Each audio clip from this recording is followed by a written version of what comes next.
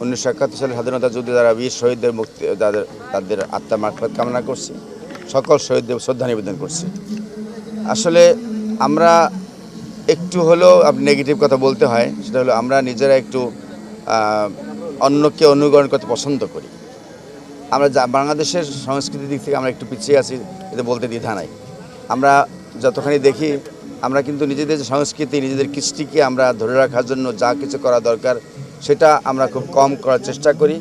আমরা অন্যকে অনুকরণ করার চেষ্টা করি, যে কারণে আমাদের অনেক কিছুতেই আমরা পিছিয়ে থাকি।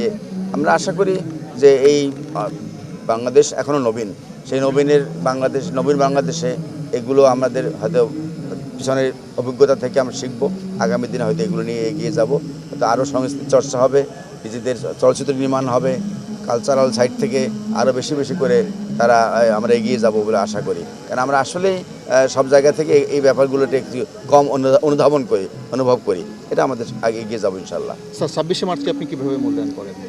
26শে মার্চ আমার কাছে কীভাবে মূল্যায়ন করবো, এটার ব্যাপ্তি অনেক বড়।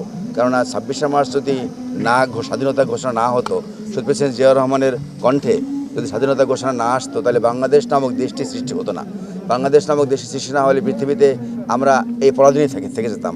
আমরা যে পাকিস্তানি বর্বর হানাদার বাহিনীর কাছ থেকে যে আমরা শোষণ পেয়েছি, সেটা অবিরাম চলতো। অতএব বাংলাদেশ নামক দেশটির বিশ্বের মানচিত্রে স্থান পাওয়াটাই দিনই হলো আজ স্বাধীনতা দিবস, এই 26শে মার্চের কারণেই আমরা পেয়েছি। যারা বলছেন তারা হয়তো 24কে সামনে নিয়ে আসতে চাচ্ছেন, কিন্তু আমি বলবো যে আমার সবার আগে হলো মুক্তিযুদ্ধ, সবার আগে বাংলাদেশ নির্মাণ হওয়ার পরেই না আমি 24শের কথা পেয়েছি। যদি বাংলাদেশ নির্মাণ নাই হতো, তাহলে আমি 71 না হতো, তাহলে ডেফিনেটলি আমরা 24 পেতাম না।